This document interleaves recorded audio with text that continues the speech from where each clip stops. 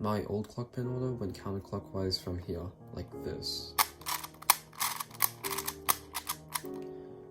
But I've realized that this is actually pretty bad. The optimal pin order goes like this. Execute any corner first, next execute the opposite corner, and then here there are 3 possibilities for corner skips as opposed to just 1 in my original pin order. The first case looks like this. If the last 2 corners match, like this, then push the adjacent pins and then match to each of them, and then align. The second one looks like this. If there is a corner matching 12, push the same 2 pins, solve for this one first, and then align to 12, and that one's already solved.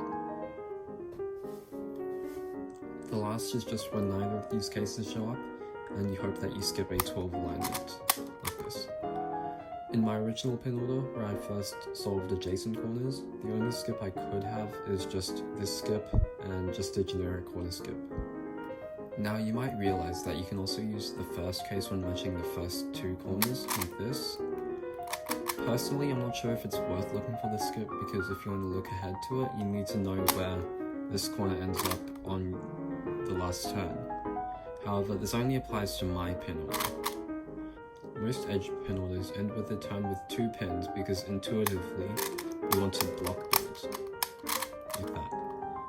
But if you use a pin order like this, matching this to this, and then matching this to this, this to this, and this to this, you'll end with a turn with only 1 pin up, and it's much easier to look ahead to this corner skip. In fact, the last 2 moves of that pin order doesn't affect these 2 corners, so it's more than enough time to look ahead.